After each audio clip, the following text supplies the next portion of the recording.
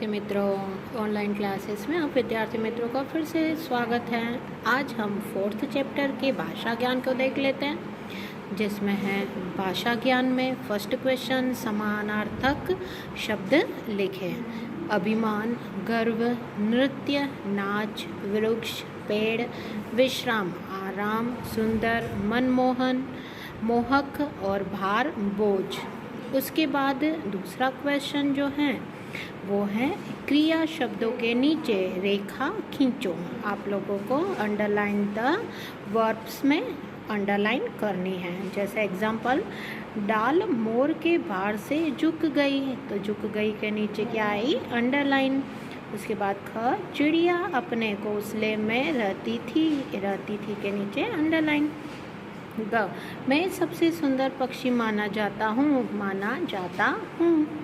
क्रिया है ना, इसलिए वहीं पर अंडरलाइन जाएगी जहाँ पर वाक्य जो है वो पूरा हो रहा है। ग, आकाश में बादल छाने लगे थे। मोर उड़कर पेड़ के नीचे चला गया, ये मोर की क्रिया है। च, हमें अपने राष्ट्रीय पक्षी पर गर्व है क्या है? क्रिया है। उसके बाद क्रिया की डेफिनेशन दी हुई है, परिभाषा जिसे कहते हैं हिंदी में, जिन शब्दों से काम के करने या होने का पता चलता है उन्हें क्रिया कहते हैं। विलोम शब्द, तीसरा प्रश्न, भारी भरकम, हल्का फुल्का, ये दो शब्द एक साथ हैं तो उनका विलोम शब्द भी दो अलग अलग हैं। संध्या, प्रातः, तेज, धीरे, सुंदर, कुरूप, मीठी, कड़वी, ये उनके विलोम शब्द हैं। जो आपको बादलों में आंसर दिए हुए हैं वही आपको सामने देखकर लिखने हैं। उसके बाद है चौथा प्रश्न, जोड़े बनाओ। उसमें दिया गया है पक्षीराज, तो पक्षीराज कौन है? मोर। वनराज कौन है? शेर, जो वन में रहता है। फूलों का राजा कौन? गुलाब। फलों का राजा कौन? आम। ये अपने नेशनल सारे के सारे हैं, ठीक है।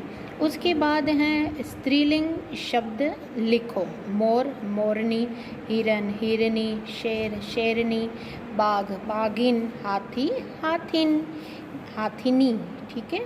उसके बाद आगे देखते हैं, सामने जो का, की, के, की दी है उसको लगाते हुए वाक्य पूरा करें। Complete the sentence. पेड़ पर चिड़िया, खाली जगह घोंसला था चिड़िया का। मोर, खाली जगह, पंख बहुत भारी थे मोर के। चिड़िया, खाली जगह, आवाज़ मीठी थी चिड़िया की, ठीक है। मोर, पेड़, खाली जगह, नीचे चला गया पेड़ के। चिड़िया ने देखा, खाली जगह, डाल झुक गई थी देखा की। ये का, की जो है यहाँ पर लगाकर खाली जगह पूरी करेंगे और सेंटेंस कंप्लीट होगा। उसके बाद है विशेषण और संज्ञा शब्द अलग अलग लिखो। कौन सा शब्द विशेषण में आएगा और कौन सा संज्ञा है। यहाँ देखिए, रंग बिरंगे पंख, पंख क्या है? संज्ञा। विशेषण क्या है? रंग बिरंगे। काले बादल, काले विशेषण है और बादल संज्ञा। चार वृक्ष, चार विशेषण है और वृक्ष वो संज्ञा। राष्ट्रीय पक्षी, राष्ट्रीय विशेषता है उसकी और पक्षी संज्ञा है। सुंदर नृत्य, सुंदर विशेषता है उसकी और संज्ञा नृत्य है। उसके बाद सोचो और लिखो। मोर के बारे में 5 वाक्यों का अनुच्छेद लिखें, मतलब पैराग्राफ लिखना है। जैसे, मोर हमारा राष्ट्रीय पक्षी है, मोर के पंख रंग बिरंगे होते हैं, बारिश आने पर मोर अपने पंख फैलाकर नाचता है, मोर के माथे पर कलगी होती है, मोर पक्षीराज कहलाता है, मोर बहुत सुंदर पक्षी है ना। ये यहाँ पर देखो, आपको एक मोर का अच्छा सा चित्र दिया गया है, इसमें आपको रंग भरने हैं। अच्छे से रंग भरना, जो आर पार नहीं दिखे ऐसा पेंसिल कलर या क्रेयॉन कलर का यूज़ करना, ठीक है। आगे देखते हैं, पहेलियाँ दी गई हैं जिसका हेडिंग है बूझो बुझाओ। ठीक है, मतलब सुलझाओ।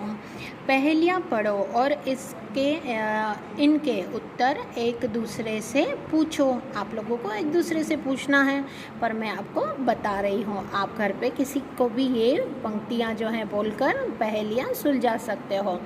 घर बैठे ही शेर कराऊं, देश विदेश घुमा कर लाऊं, बाँच मुझे ज्ञानी बन जाए, कौन है जो मेरा नाम बताए। पुस्तक, सामने चित्र भी दिया हुआ है, ठीक है। दूसरा, लिखते कविता लिखे कहानी, मुझसे रचते सुंदर बानी, नीले जल में डूबकी खाऊं, फिर भी शक्तिशाली कहलाऊं, क्या कलम। सामने देखिए चित्र भी दिया है, इंक और कलम दोनों दिया हुआ है, क्योंकि नीले जल में डुबकी खा रही है ना, इसीलिए। नेक्स्ट, बादल देखकर हर्षाए, राष्ट्रीय पक्षी भी कहलाए, दुम पर उसकी पैसा है, कौन पक्षी ऐसा है। सामने चित्र में कौन है, मोर। उसके बाद, एक पहेली मैं कहूँ देखो मेरी ओर, बिन परों के उड़ गई, बांध गले में डोर, पतंग। ठीक है, ये अपनी पहेलियाँ हैं, इसे आप लोग रीड करें, अच्छे से समझें और फिर इसके आंसर जो है वो इसी प्रकार सामने लिख दें। देखा विद्यार्थी मित्रों, अच्छा लगा ना। ऐसे ही आप अपना वर्क जो है कंप्लीट कर देना। मुझे आशा है आपको अच्छे से समझ में आया है। थैंक यू विद्यार्थी मित्रों।